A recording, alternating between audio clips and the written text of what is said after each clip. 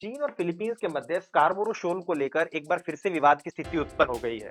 चीन ने कहा है कि वो स्कार्बोरो shoal के उत्तरी पूर्वी भाग में लगभग 3500 हेक्टेयर में एक सुरक्षित क्षेत्र स्थापित करेगा, ताकि प्रवालों का संरक्षण किया जा सके।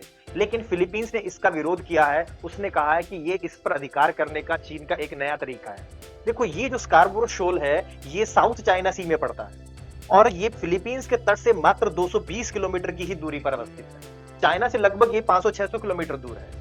तो इस पर दोनों देश अपना अपना दावा प्रस्तुत करते हैं। फिलीपींस कहता है कि ये मेरे तट से मात्र 220 किलोमीटर दूर है और अंतर्राष्ट्रीय समुद्री कानूनों के हिसाब से ये मेरा ही भाग होना चाहिए, क्योंकि मेरे तट से लगभग 200 समुद्री मील तक का या 370 किलोमीटर का जो क्षेत्र है वो मेरे आर्थिक क्षेत्र के अंतर्गत है, एक्सक्लूसिव इकोनॉमिक जोन के अंतर्गत आता है। तो ये मेरा भाग है। लेकिन ये चाइना कहता है कि ये जो पूरा साउथ चाइना सी का क्षेत्र है ये हमारे अंतर्गत आता है, ऐतिहासिक रूप से हमारे राजवंशों के यही अधीन था।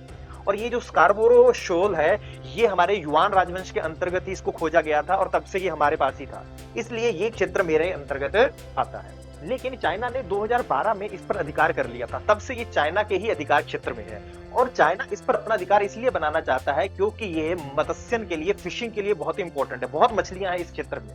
क्यों? क्योंकि ये पूरा का पूरा एक प्रवाल भित्ति वाला क्षेत्र है। यहाँ पर ये जो आपको दिख रहा है त्रिभुज के आकार का, ये है स्कार्बोरो shoal। अब इसके अंदर देखो, यहाँ पर ये जो क्षेत्र है, ये चारों तरफ जो दिख रहा है ये प्रवाल भित्ति है और यहाँ पर जल की गहराई 4 से लेकर 5 फीट है। लेकिन जो केंद्र का भाग है ये वाला, ये सारा का सारा लेगून है और यहाँ पर इसमें घुसने का मात्र यही एक रास्ता है, यहीं से आप इसके अंदर प्रवेश कर सकते हो। तो यहाँ पर प्रवाल भित्ति होने की वजह से जैव विविधता बहुत ज्यादा है, तो ये फिशिंग का एक केंद्र है। दूसरा, जब कभी यहाँ पर तूफान वगैरह आते हैं तो जो जहाज है वो इसके अंदर यहाँ पर प्रवेश कर सकते हैं और उनका बचाव हो जाएगा। एक तरह से ये बंदरगाह की तरह काम करता है। तीसरा, इसका सबसे जो इम्पोर्टेंट रोल है वो है कि ये एक बहुत रणनीतिक लोकेशन पर अवस्थित है। ये मेन सी रूट पर है।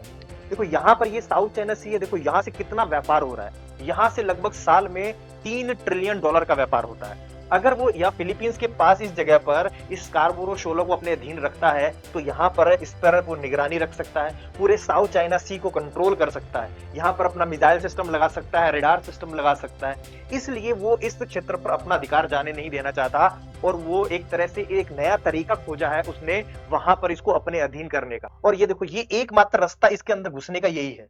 तो इसी के पास उसने इस जो संरक्षित क्षेत्र को बनाने की बात की है ताकि वो कंट्रोल कर सके, यहाँ के अंदर जाने के लिए कोई भी वेसल अगर जाता है तो वो उसको रोक